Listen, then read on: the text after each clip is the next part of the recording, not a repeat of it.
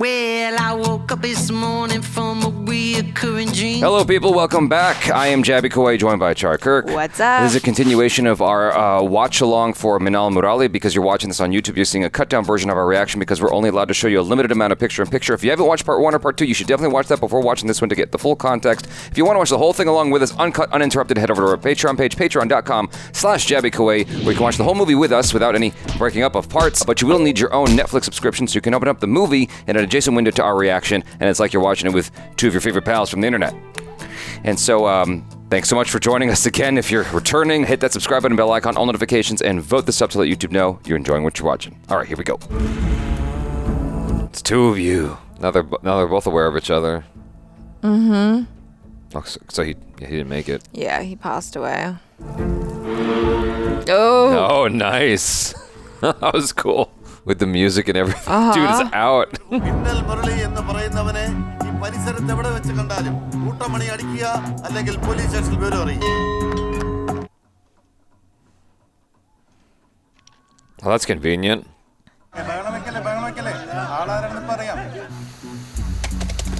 Oh God, I hope it recorded.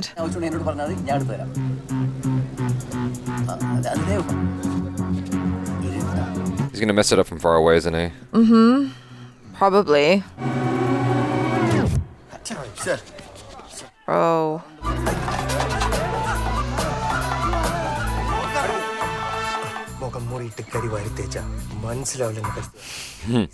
You can't tell that their size is different?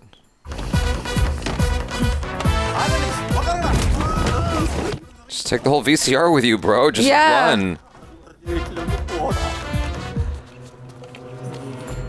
Is he really still trying to get the VHS out? Please don't. Oh, for the love of.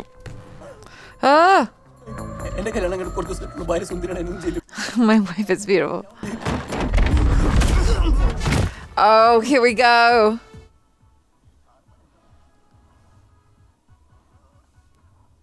Oh, he's got super fast speed too. We got some Stephen Chow going on here.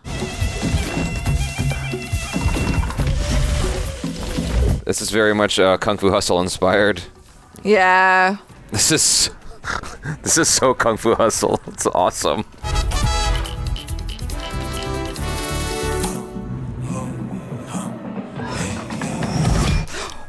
Oh no. Oh. Who owns the basket of pumpkins? Oh. Oh shit. Uh-oh.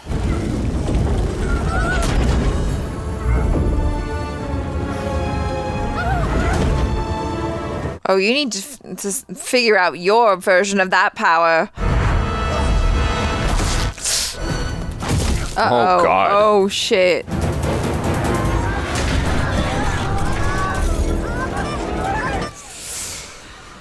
Oh gosh.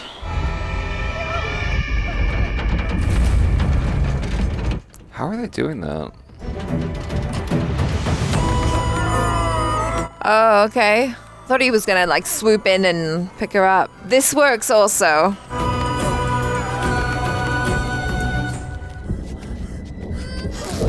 Oh no.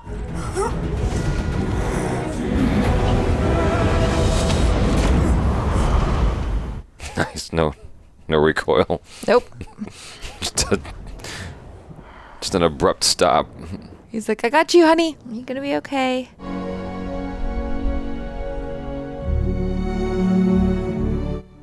Original. Your father would be proud.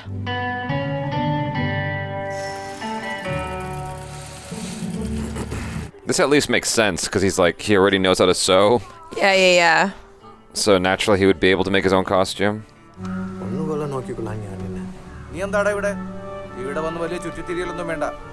She gonna marry him?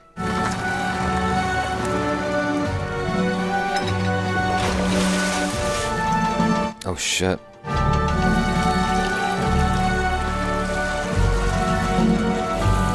Oh, he's just messing it up.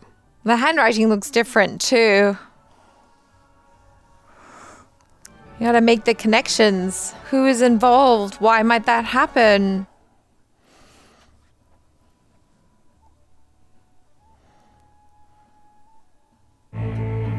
കിട്ടി. Uh-oh. Shibu, come on. Shibu. Man, He's got your number it's a too. perfect step with each other. It's crazy. Yeah. അവനെ കണ്ടിരുന്നെങ്കിൽ രണ്ട് തെറി പറയായിരുന്നു. എനിക്ക് നാക്ക് ഉറഞ്ഞിട്ട് പോയി. സാറേ താനിത് എവിടെ ആയിരുന്നു? Who?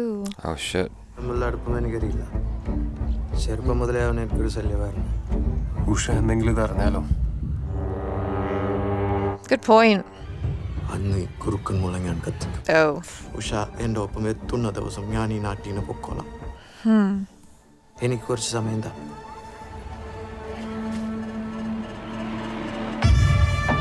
Wait, what? Well, they all know it's him. How? The picture. Oh. അവരെ മിന്നൽ മുരളിയായിട്ട് വിലസാന്ന് വിചാരിച്ചോടാ നായിന്റെ അവനെ പിടിച്ചിറങ്ങിണ്ടോ അവനെ? Oh, they don't have a picture. It's him. Oh shit. നീ വിട്ടോ, ഇത് എനിക്കുള്ള പണിയാ. പിടിയവനെ. Is he gonna help him? No. They're, No. they're enemies.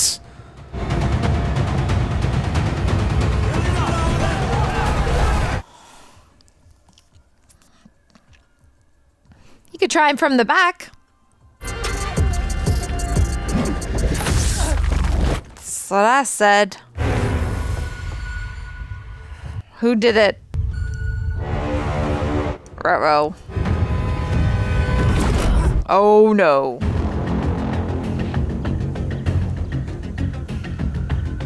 What are you gonna do? പോലീസുകാരെ തല്ലിട്ട് എത്ര നാൾ ഒളിച്ചെടുക്കാൻ? Oh.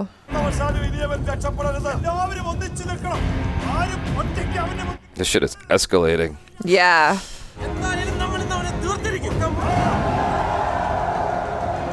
It's interesting how nobody's scared. Yeah, right? Where did his dad or uncle or whatever? Oh, she came. She does love him. Oh, whoa, slow your roll. No? Let's just see what happens when they talk. Oh, wow. Whoa. She's doing the asking. Guys, you need to go. If you want a chance. Or is he gonna, like, confess everything? Oh, no, he's There's not. the fire, right? What's that flickering light? Is the fire coming? Or is it just something? Is that something else? Oh, yeah, here it is. Like right when he gets what he wants. Yeah. That's crazy. That's a tragedy. 'Cause, Yeah. like, at the moment he has what he wants, he's gonna lose her. Unless they become like Bonnie and Clyde. Whoa. God damn. It's literally like pitchforks and... No, get... I was gonna say, like, if I were him, I would have been like, you guys need to not be in the house.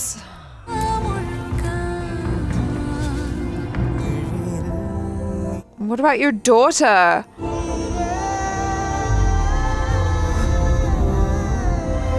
Can he stop it? This is the tragedy.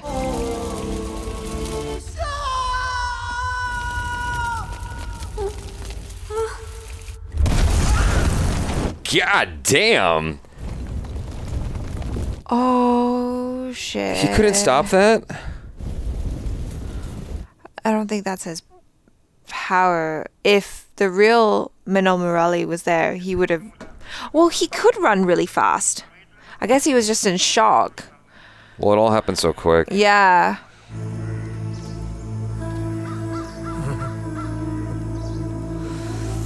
That's really sad.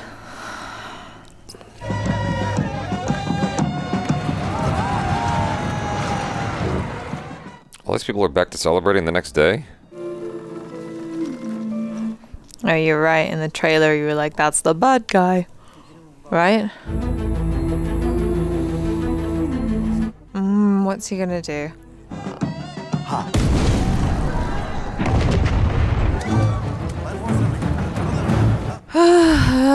How are they okay?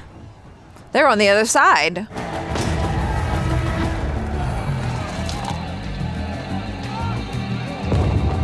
What's she gonna do?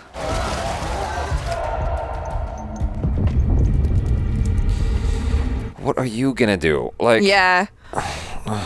dang. She's like, you know, she's a hero, so she wants to. She's not a hero, she's a warrior. She wants to help. Well, okay, yeah, that's right. She's a warrior. This is catacombs? What is this? Yeah, it's like a crypt. ഡേയ് നീ വന്നേ. Jason, we need your help. ജീവിയാണെന്നോ ഏത് ഗ്രഹത്തിൽ നിന്ന് വന്നെന്നൊന്നും എനിക്കറിയില്ല. നിനക്ക് എന്തൊക്കെ കഴിവുകളുണ്ടെന്നും എനിക്കറിയില്ല. നമ്മുടെ നാട് അപകടത്തിലാണ്. നിനക്ക് എന്തെങ്കിലും ചെയ്യാൻ പറ്റുമെങ്കിൽ നീ ചെയ്യ്. He can't hear all those people freaking out and screaming? Oh, yeah. You're right, you know, because he heard. Maybe he's learned how to tune it out. നീ അന്വേഷിച്ചിടത്തോളൊക്കെ മതി. ഞങ്ങൾക്ക് കഴിവില്ലാഞ്ഞിട്ടല്ലേ പറ്റാത്തോണ്ടാ. നിന്നോട് എത്ര നാളായിട്ട് ഞാൻ പറഞ്ഞു. Move the door yourself, dude. Come on. I know, we can just break it open. Just open the door.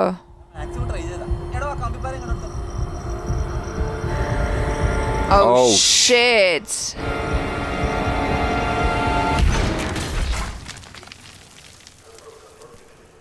Your stupid prison can't keep me. Excuse me. I'm leaving. Appa, ആരാണ് ഈ Minnal Murali? Go run. Run.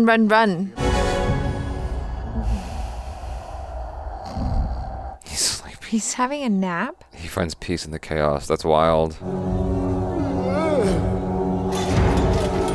Oh.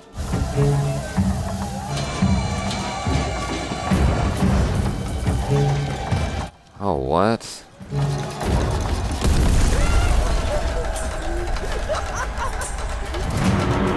That kid is going to be traumatized.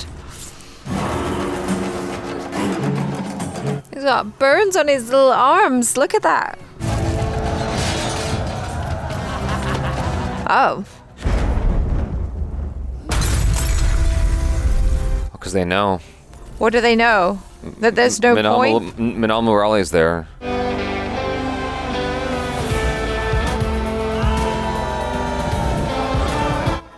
Wow. നീ വരുമെന്ന് എനിക്ക് അറിയായിരുന്നു. Whoa. Whoa.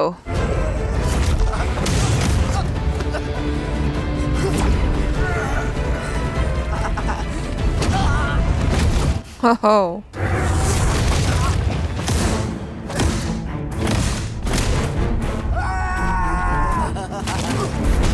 Whoa.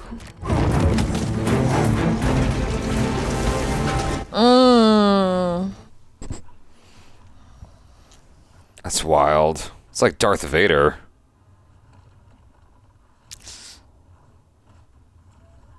There's a sword. Oh, cool. Wow. Oh, that was cool. You see, oh. It's very dramatic. Oh.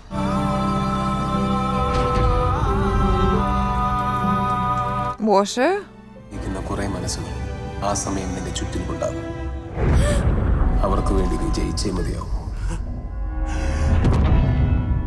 What does he do? He caught it. He caught it with what? His mind?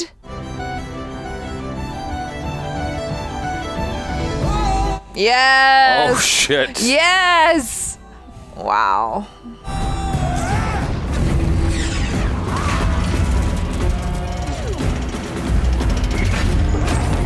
Oh, What are you cool. gonna do now? Well, now their powers are matched. They can actually go Yeah. hand to hand.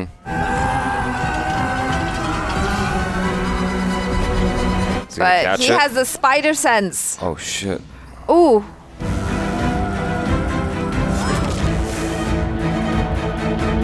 Oh no. Jump on it. Oh no. Nice. Oh, shit. Oh, damn.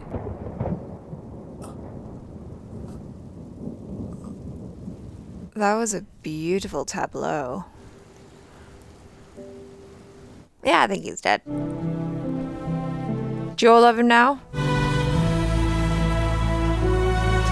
I feel like Miss Bruce Lee deserves some credit too. എന്റെ നാടിന്റെ രക്ഷകനായി അവരുടെ സ്വന്തം മിന്നൽ മുരളിയായി. Wow. I reckon maybe there is an end credit scene? No? No. No end credit scene? Well, I'm going to start this off with saying I very, very, very much liked this movie. I thought it was extremely well made. I would love to know what the budget was because... And I would especially like to know what the budget is relative to what the budget generally is with Indian films, because I thought that they did a really good job. And there was very, very, very few points in the movie where I was like, I can see the budget there. You know, No, I can totally tell. It was definitely very, very well done. Really, really beautiful. And for me, I don't think there was any point where I was like, it looks kind of iffy, you know?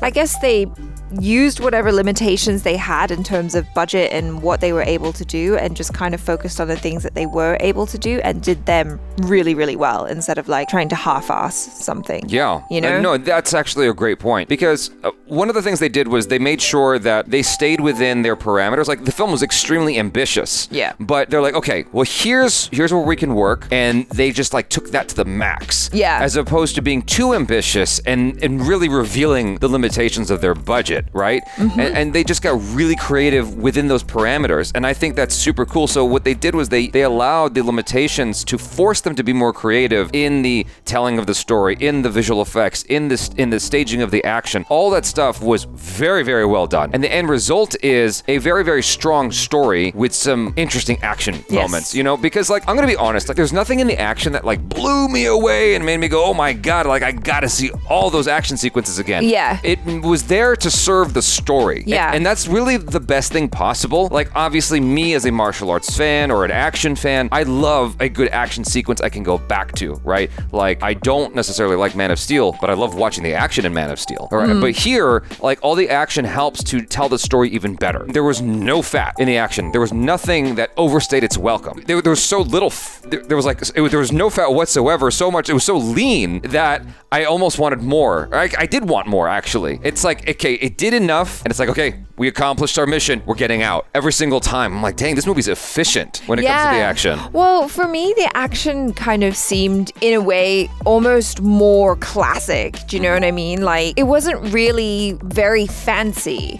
It was just like, this looks cool. This tells the story of this guy is a hero, and this shows the struggle. This is how big the scale is, and you understand everything that's going on. And there are some great moments where you cheer because you're so on board with the characters, and you know, like that part when the bell's about to fall on him and then everything just like explodes up and you realize like he's figured it out. Yeah. He's sussed it, you know, and it's like a really great moment. But yeah, there wasn't really anything there in the action that was particularly, you know, like, oh my God, that's so cool that I've never seen it before, but it was really, really strong action design, I thought. I can tell Basil Joseph, I'm not sure how to say his name, I apologize in advance. You can tell that he is a real lover of cinema, global cinema.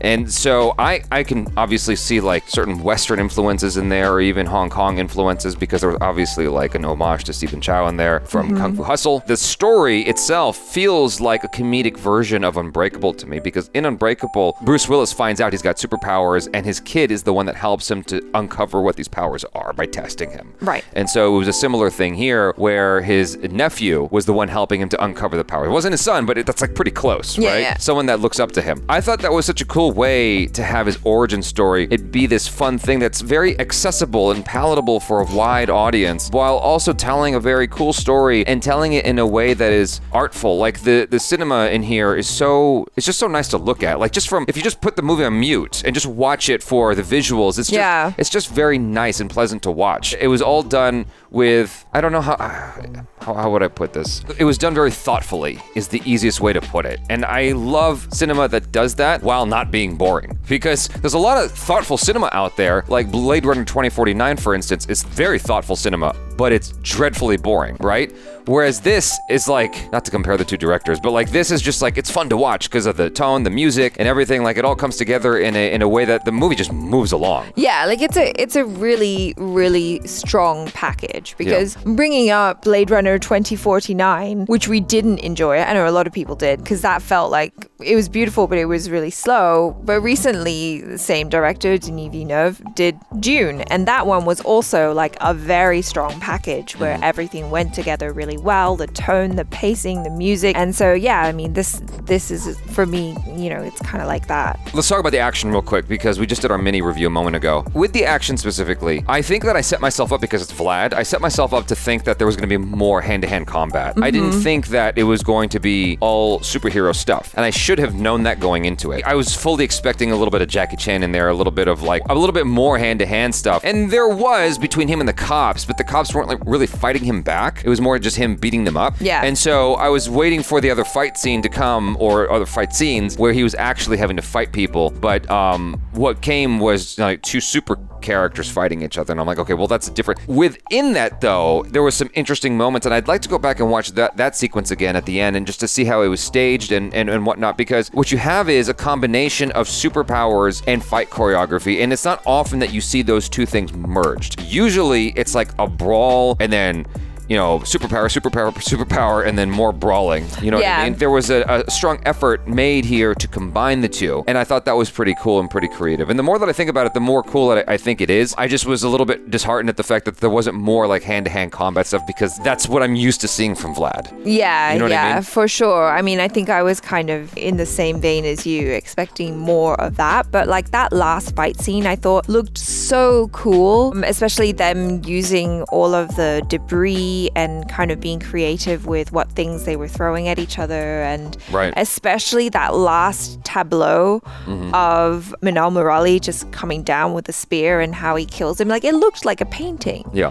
It was so nice. There's a film called Dark City that came out years ago. Bad guy Nazi from The Man in the High Castle. He was the star of that film. The one with the curly hair. Oh, yes. And so I'm just going to ruin the movie for you because it's old. But at the end of the film, what you have is a main character who has got these like psychic powers where he can control stuff. He's like telekinesis, and he's going up against the main villain who also has those same powers. And after a while, you're just looking at two people staring at each other, you know, just moving shit around, and it gets a little bit stale, right? And the movie's cool, don't get me wrong, but that moment, like, it wears out its welcome quick. And so what they did cool here was you had two characters who had that power, and it was integrating it with physical choreography. And you don't see that very often. That is unique. Well, yeah, because if you think about it in real life, I mean, not that this situation ever really happens in real life, but if you were in that situation, you would probably be like, oh, we're evenly matched. What do I need to do differently in order to gain the upper hand? And that's when you use, you know, the physical stuff, and that was portrayed really well in the scene. Yeah.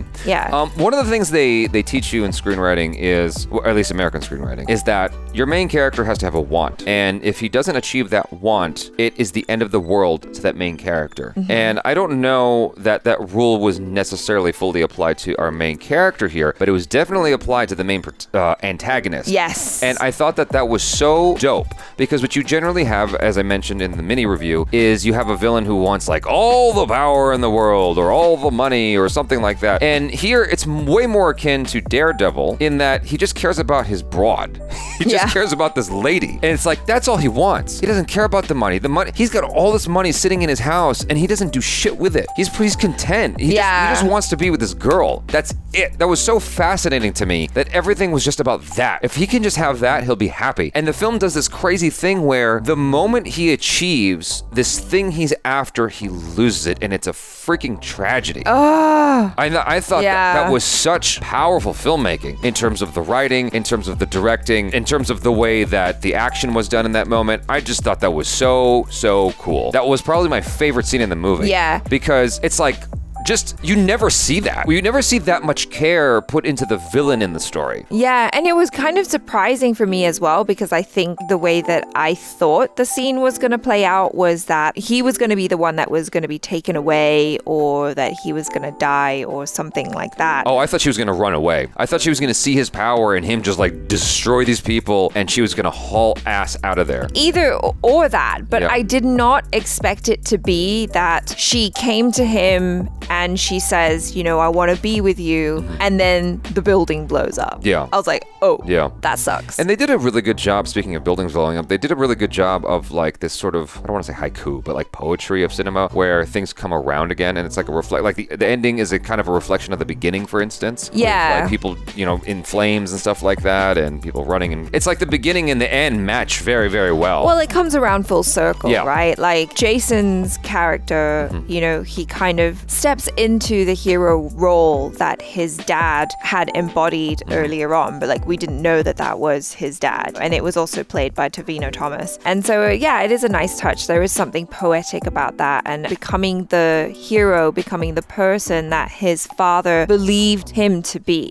You know, it's a really lovely moment. I thought that the relationship with Jason and the young boy was pretty cool. You Yeah. know, the young boy who just looked up to him and was helping him to discover his powers and whatnot. And he was kind of the brains of the operation, to be fair. Yeah. Like in the beginning when he's all like, wait, you hit the mask, right? Like, and Jason's all like, Right. Like I said, that's kind of akin to Unbreakable, but like the more I think about it, it's like a merging of Unbreakable and then Spider-Man, because in Spider-Man, you know, he's got Ned, and Ned is, so he's like a mini Ned in a way. Yeah. He's like kind of rotund. He's this cute little kid, cute. you know, with the Coke bottle glasses. I just thought that was a nice touch. We missed out on anything really coming to fruition between him and the Bruce Lee gal. yeah, and you know what? And Like, she never actually did anything with the Bruce Lee stuff other than like a kick to make the water thing come out. I liked that moment because it was like she wasn't just a girl to be a romantic interest and to be someone on the side, to be like a prize for him to get. Yeah. And in that situation, she actually saved the day. Like maybe he saved the day in a sense. Well, they both did. They both did, right? Yeah. So he saved the day from the big bad villain. He had no idea what was going on underground. Right. And meanwhile, she's there all by herself and she figures it out and she manages to stop a disaster from happening, because if she hadn't been there, the whole thing would have blown up. Yeah. And then what? You know? I would say that is the one area of the film that is left very unfulfilled. There's a deficit there for sure, because we needed to see, like, for all that came full circle in the film, the romantic angle did not, because he loses his girlfriend to that other dude, right? The main character. He loses his girlfriend to the other dude. She's seen in the crowd, but we don't really get closure on that part, right? Sure. And then there's this sort of unspoken thing happening between our main character and Bruce Lee gal, and we don't really get closure there either. And the Bruce Lee gal obviously has her thing with the guy who is now with Tovino's ex. Is it Tovino? Is that his name? Tovino Thomas? Jason, yeah. Jason? Yeah, the character is Tovino Jason, Thomas. Yeah, that's his name. Tovino Thomas. Bruce Lee gal's man ends up with Tovino Thomas's ex-girl, right? And so there's that whole thing was very heavily emphasized in the That- first 30, 45 minutes of the movie. Love Square. That love square, and yet that never came back. And so I'd say that's the one area that the film is quite flawed. But outside of that, I thought it did a really good job, because, like, you know, you're spending all this time with like the village people and the characters, I guess much like you would in a Malayalam film, right? You're dealing with real people. And you just, all you're doing is infusing that with two characters with superpowers. Yeah, I mean, regarding that whole thing about the romance, I'm actually okay with it. I I'm know, not, I no. know that you're not, and I know that you had issues when the same thing happened in Shang-Chi, and he didn't get with his best friend. It's not because of that. It's just because it just wasn't a closed loop. Everything else was in this movie. It was the only area of the film where they didn't like tie. It was a loose end. That's it. It was just a loose end in the story. Sure. I think for me, I actually find it refreshing when I see movies where there are men and women and they don't necessarily have to be in a romantic relationship. I'm not saying they have to be in a romantic relationship. I'm saying it's incomplete. So it's almost like I tell you, hey, so the chicken crossed the road. Yeah. And then I just walk away, right? Like, I didn't tell you what happened after the chicken crossed the road, or if it made it across the road, if it got hit by a car. I didn't tell you. And I just say the chicken started to cross the road, and then I walk into the next room, and I don't tell you anything else. That's what it felt like. There's a little bit of blue balls, because the film spends a considerable amount of time on the development of these relationships, and then it just never does anything with it. That, to me, needs to be mentioned, because, like, they should have done something with that. Maybe it's an edited scene. The film was verging on 3 hours, and so they had to cut it out. So maybe it's on the editing room floor, but I would have liked to have seen that that, even if it was only like 30 seconds long, to tell me what the hell happened. You know what I mean? I Like, mean, like what happened to her afterwards, or like what in happened terms to of their relationships, like for instance, one of his things was getting that girl, right? And I don't know when once he just started to discover his powers and whatnot, Tovino Thomas or Jason, once he started to discover his powers, he didn't care as much about the girl he was supposed to be with, right? That sort of fell to the wayside. Yeah. But it would have been nice to have that Silver Linings Playbook moment where she comes back and he's like, I'm good. You know what I mean? Yeah. Because he like, that is something he wanted. In Silver Linings Playbook, the whole thing is Bradley Cooper wants to be with his ex-wife. And when he finally is presented the opportunity, he's like, I'm good. Yeah. You know? And there's a reason why. You know, he came he had his own personal development, which is what happens to Tovino Thomas here. He's got his own personal development that happens over the course of the story. And he doesn't need this girl anymore. I just wanted to see that. I personally needed closure there, and I just didn't get it. Anyway, I don't want to harp on this anymore. Yeah, I did feel like the characters had arcs. At least the protagonist and the antagonist, they had really great character arcs. So The antagonist here was dope. Yeah. I thought he was so good. I think that they were both really good. Tovino Thomas did a really good job of playing this guy who doesn't really understand his powers, and he's sort of just discovering it. And when he does, he tries to make the best use of it. Yeah. And the power dynamic between him and this villain who he doesn't know exists. Like, he doesn't know where this guy is coming from, who's just messing up his day because he keeps doing his signature on stuff. He's like, God damn it, I just saved these people and now they think I'm a murderer. And it's like this back and forth of like superhero chess. Yeah. Which is just, you never see that in a movie. I thought that was fascinating stuff. And the way that the villain played his stuff, one of the things you said that was very interesting was the villain is so scary because he's so unassuming. You know, when you have something like the Joker, everybody knows who he is. He's frightening as hell. Yeah. He's bombastic. He's out there and he's crazy, right? This guy's crazy, but you don't see him. He blends in, and that's what makes him even more frightening. Yeah, and it's all in there. And like, you understand him because he's someone who was marginalized by people, and he was invisible, and he was treated really badly by so many people. And then like, when you find out what his love interest did for him, you know, like how she cared for him and basically helped him to survive, like, it totally makes sense why he became obsessed with her and that. But there was something a little bit unsettling about how obsessed he was with her in the beginning before he had his superpowers, but it was also combined with this really lovely innocence, like how a child might be obsessed with a certain person or an adult or something, where they're all like, oh my god, I just really like this person, I want to be with them all the time. But then when he got the powers, I thought that the actor actually did a really great job of just kind of switching, and he would switch back and forth between that kind of like calm and unassuming role and then just kind of seeming really diabolical and evil. And it was like all in the eyes as well. Like, he would just look and do that because he's always watching, you know, he's always like staring and stuff, and he's just like watching and analyzing. It's just like, oh, you're terrifying. No, everything you said, I second that, because I thought he did a really good job of showing that vulnerable innocence when he was around the girl he loved, the woman he loved. Like that moment when she says, I want to be with you, and he starts to weep a little bit. He seems like someone who is decades younger than who he is. In that moment, like, this child comes out because he's been longing to have her since he was, for 28 years, he's been longing to have her. But I don't think he's all there in the head either. He did a good job of playing that as well. I also really liked the whole story about Jason's fathers. I thought that was cool because it was kind of touching upon the whole thing about like who are our family, like the people who are our biological family versus the people that take us in and take care of us and all that. And like that moment where he finds out that the man that he thought is his dad wasn't actually his biological father, I just thought was so heartbreaking. Like, how can you be so mean to someone to tell them after all those years, like, that's not your real dad, you know? But I liked that there was something honorable about his real father, because usually in those situations they're all like, oh, your real dad was a degenerate, you know, and then you find out and you're like, oh, I wish I'd never known that. But then in this situation, he finds out that his real dad was actually a hero. And like you said, like at the beginning of the review, it just kind of brings it all full circle because he's stepping into his father's shoes, but this time he's actually got superpowers to back him up, you know? Now you're making me wish that there was more done with that father relationship. relationship. I completely forgot about that. The film did this interesting thing a lot where in American cinema, what you usually find is stuff that is sort of spaced out in order to tease you and, and keep you, like, it keeps you wanting to find out what the hell's going to happen. And so it keeps you in a state of suspense with stuff.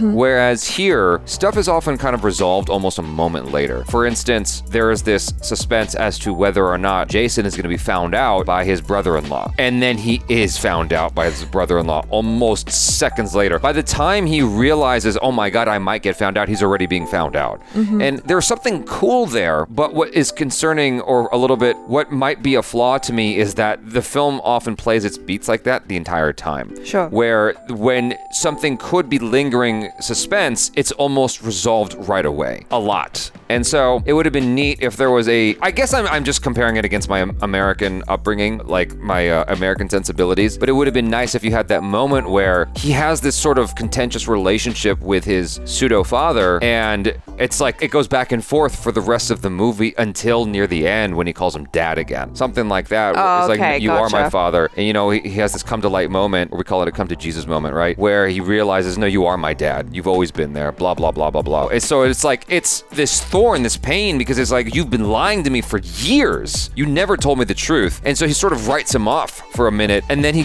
when maybe his dad almost dies in the battle, and then he comes to save him, and he's like, oh, I mean, Dad.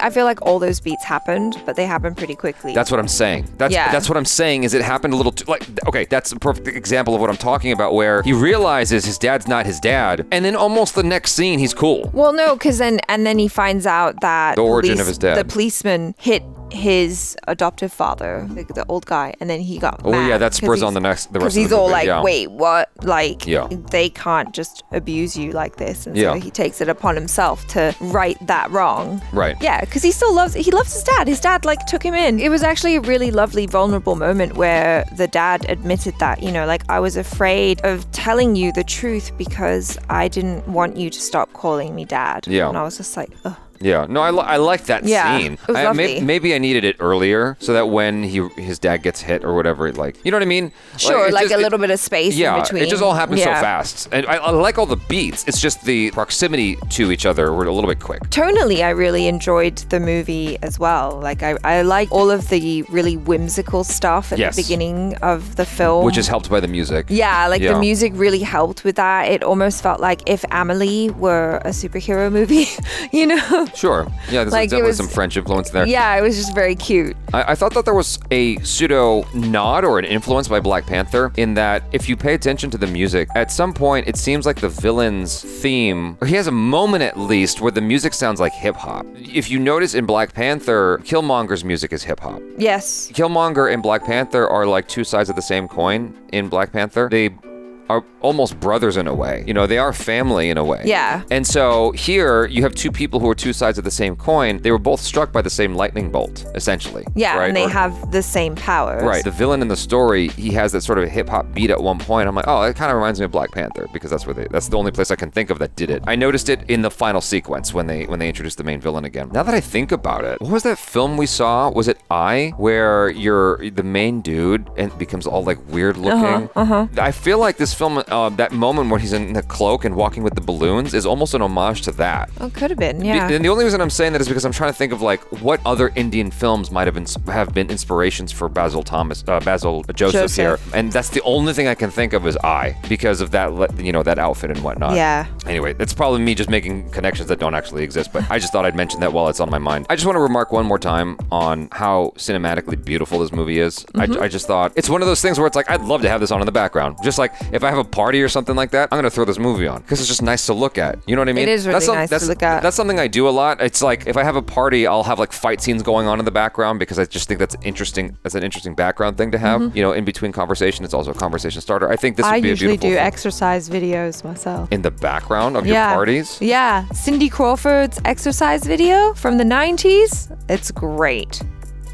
I will just say that I agree to disagree on that. But this would be a cool thing to have on in the background, I think, just because it's so beautiful. It's like the best screensaver you could possibly ask for because it's just so tastefully done. But also the story's really good. The story is really good, but the thing that makes the visual so strong is that if you had no sound on, if you had no music on, you just have the visuals, you'd still know what's going on. Yeah. You know, that to me is good filmmaking, where you're not lost at all. The bus action sequence was I thought the bus action sequence was pretty well made. I'm sorry that we're jumping around a lot. I'm just like, as things come to my head, I'm talking about it. That is something that is kind of high concept, you know what I mean? It's complicated. We just saw Shang-Chi a few times, and there's a bus action sequence, and they had this like hydraulic bus and like all this complicated stuff and all these stunt people and months of choreography, months was spent. I don't think they spent months on that bus sequence, right? They had way less time and way less money. And it was probably a real bus too. And it was a real bus, and it's so like considering all that is like working against the filmmakers here, I thought that it was pretty cool. I thought it was well done. Obviously, it's not Shang-Chi. They don't have the budget or time of Shang-Chi. Yeah. But I thought for what it was, I was like, oh, this is pretty cool. Like, it's interesting. The stakes involved and whatnot. Mm-hmm. This is going to sound like a negative, but I mean it in a positive way. It's one of those cliche superhero moments. The vehicle's hanging off the side of the thing. Yeah. And there's like